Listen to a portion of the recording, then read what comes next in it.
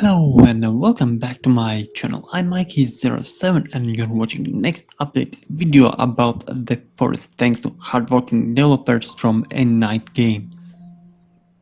These updates was more dedicated to fix up bugs and glitches which occurred in multiplayer, but also single player and game itself was improved. First of all, about multiplayer, as that's the thing we like the most. When you put a lizard on the drying racks, they sometimes didn't appear on it while it was actually on it, and now it's fixed. Also, flares, schools, clothes and bombs can now be shared with the metal tray, and you'll be able to share them even easier. Rain no longer stops when the player who hosts the game enters in some cave.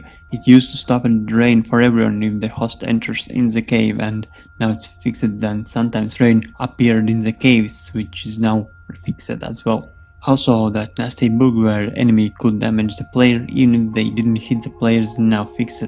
There was also a bug where you are not able to reset noose traps after removing the cannibals, and now you'll be able to remove them and reset. And sticky bombs was not working for those who joined the host, which is now fixed. Also, enemies was not appearing in the caves in the multiplayer if a player enters in the cave alone, which was sometimes really useful, but it's now fixed and you won't be alone in them, so watch out.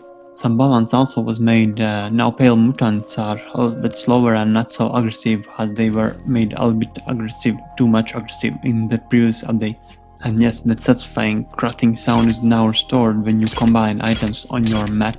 Also, if you noticed that some trees you wasn't able to cut down, it was due to cutting point being too high, and now it's lower than you will be able to cut any tree you see. And sometimes you got damaged by air when there was no cannibals around or they were laying on the ground, and now they won't give you any damage if they are in the distance. Defensive wall gates now can be opened from both sides. You no longer need to leave them open if you leave your camp for some adventure and cannibals can't get in it while you are away. You can also now drink water from the pot in your inventory, which was removed in previous updates, so now you're able to drink from it. Also, garden now works. Before you couldn't plant new seeds. Once you plant and harvest them, they became unavailable. Tennis players and lawyers on the island now show up on the passenger list, which for me means that they were actually on the plane and they survived as well, and they died later on. And burning weapons such as sticks and molotovs no longer goes out when players in some shallow water.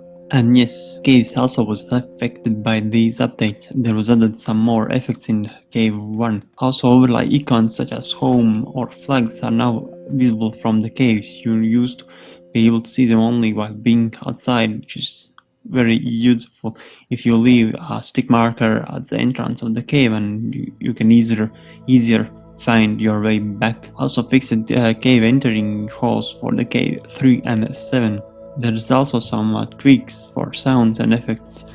There was missing sound when reloading catapult, which is now restored.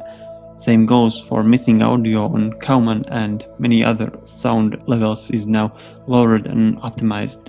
Alright, I guess these all are the highlights for these updates. I will post another video when next updates is out. It will be in 15 days, so I will see you then. Bye.